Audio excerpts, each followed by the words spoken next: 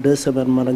ak moom waxtaan nañu. man régulièrement chaque vendredi lañ doon déggante à travers les juma mu baraag ak yu demee noonu on avait gardé le contact depuis boobu. te ni ma wax dama ko doon tooñee président Abdou Diouf.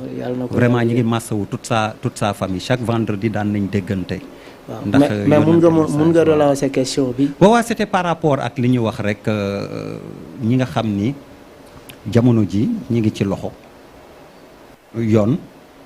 ku mel ni Assane Diouf pour ne pas le citer saaga lañ ko téye est-ce que loolu bokk na tamit jàpp yi te du moment mun nañ fi citer ñu bëri ñoo xam ni pour des propos yu ñu tenir dans les médias la dañ leen jàpp téye ma doon wax ndax dina faciliter médiation bi nga xam ni ñoom mu njaay initié nañ ko 15 ambassadeurs tuddee leen naka jàmm nga waxati sax des ambassadeurs de la paix donc c'était ça directeur général du budget donc mi ngi nii moom la fi yàlla jëlee Abdou Diouf vraiment ñu koy massawu communauté finance au Sénégal mais aussi njaboot bi nga xam ni mooy njaboot biologique am ñu ngi koy ñaanal yàlla xaare ko àjjana vraiment metti na ñu ngi leen di massawu mala donc c'était un peu par rapport à ça et Moundiaye avait fait le pont entre ni nga engagé woo sur population carcérale bi am ak yu demee noonu foofu la newoon. Je sais que la nouvelle est choquante mais bon voilà ça t'a complètement coupé mais maa ngi jéggalu il fallait tamit ñu wax ko on lui devait bien ça hommage boo xam ni voilà merci Malal. Der ren mooy def 20 ans man ak suma organisation ñuy intervenir ci milieu carcéral. yàlla dimbale nañu en 2005 ci la ñuy njëkk a dugg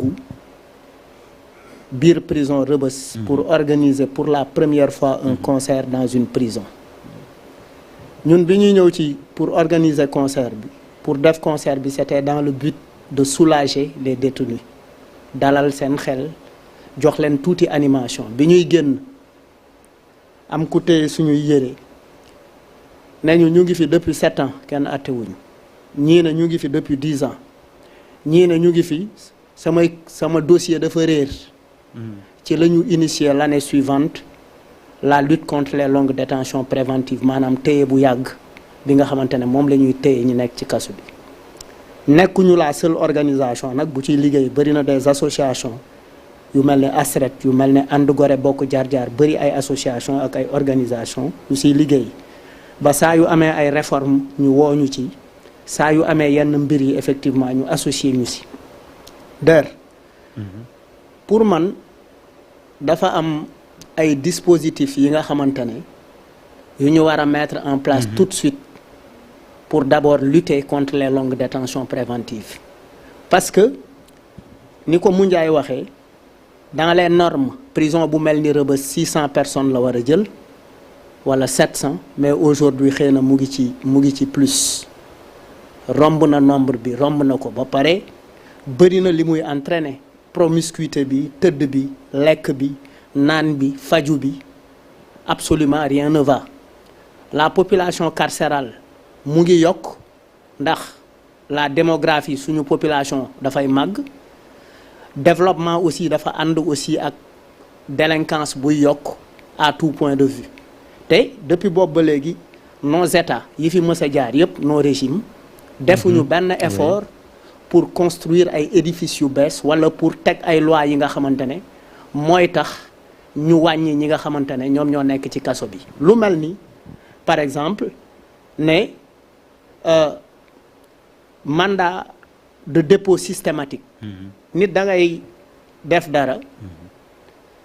ñu yóbbu la systématiquement benn mandat de dépôt bu ñu instruiroon tout de suite bu ñu instauré woon un juge de liberté et de la détention dina permettre ñu wàññi les longues détentions préventives bu fekkoon aussi respecté nañ li loi bi wax code pénal bi li mu wax boo fa defee 6 mois ci détention préventive war nañ la bàyyi nga ñibbi sa kër donc yooyu yu ñu war a teg la ba pare ñu war a liggéey lool ci li nga xamante ne mooy les peines alternatives maanaam nga def dara ñu mën laa tëj mais ñu ne duñ la tëj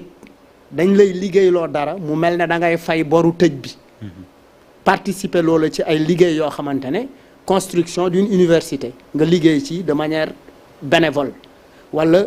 liggéey loo xamante ne askan wi yëpp lay jëriñ parce que li tax ñu lay yóbbu kaso mooy da nga tooñ da nga tooñ société bi. tëj pen biñ lay tëj moom mooy bor bi nga xamante ne moom ngay fay société bi boo ko purgé ba pare war nga mën a génn. tey je pense que ñi fi toog tey amul ku leen gën a war a mën a am une information sur des questions judiciaires parce que effectivement wax nga ko léegi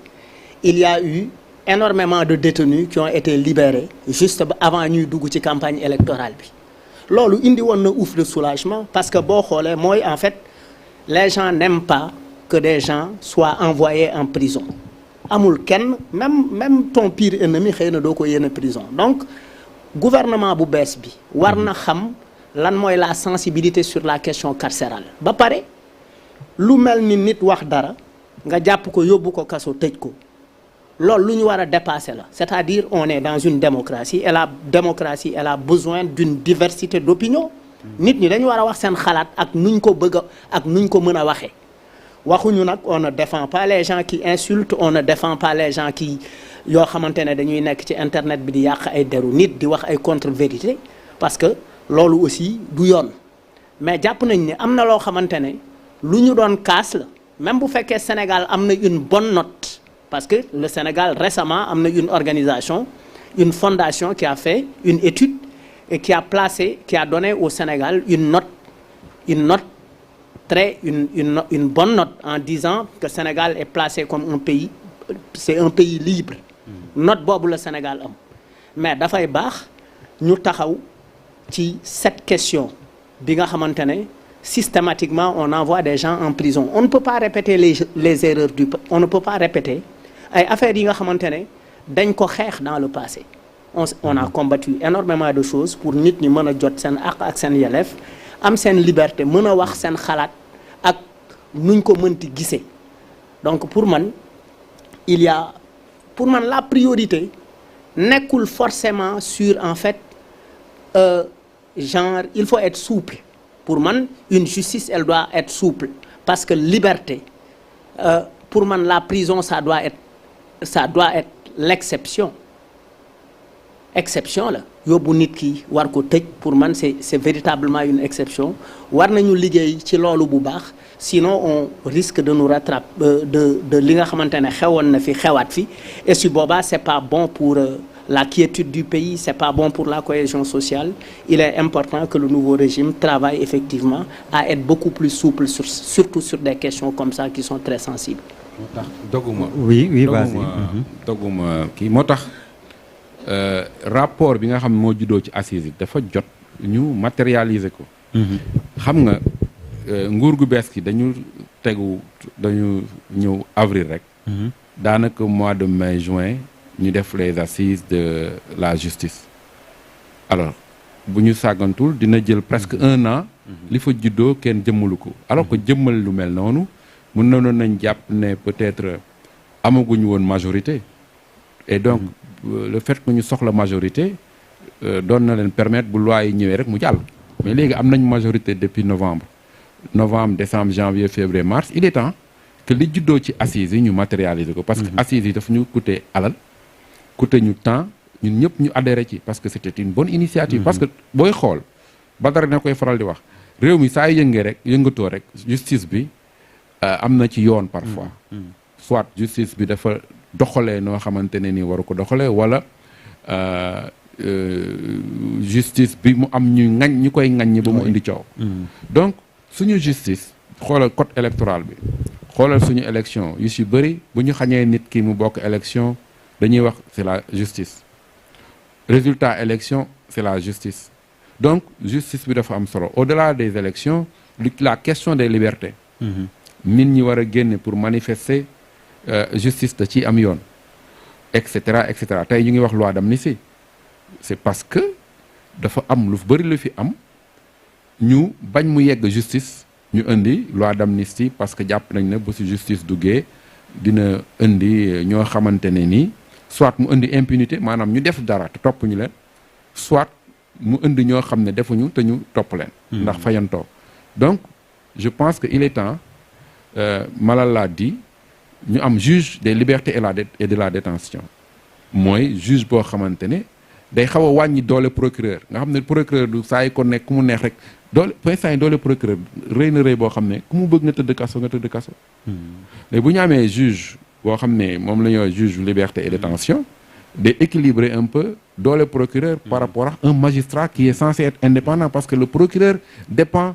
d'une autorité politique mooy le procureur dépend d'un ministre le procureur dépend d'un ministre et tous les procureurs généraux d'ailleurs alors qu'un magistrat ne dépend pas d'un ministre donc bu ñu amee juge bu mën a équilibrer ce pouvoir là c'est une très bonne chose beneen bi mooy la loi sur l'accès à l'information on l'a annoncé je pense que il est temps aussi ñu jëmmal ko beneen bi mooy li ñuy oowee la cour constitutionnelle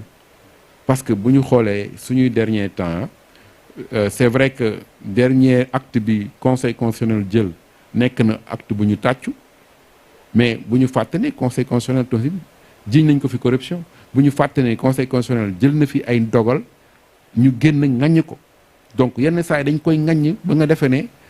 conseil constitutionnel amul sax intégrité bi ci war ensuite cour constitutionnelle dina tax périmètre prérogative conseil gën a yaatu parce que gis nañ fi à chaque fois yu si bëri boo laajee conseil constitutionnel avem mu ne la je suis pas compétent alors bu ñu amee cour constitutionnelle dina permettre loolu wàññeeku dina permettre aussi citoyen bi sax mën a saisir conseil constitutionnel donc dafa jot aussi ñu jëmmal li nga xamante ne mooy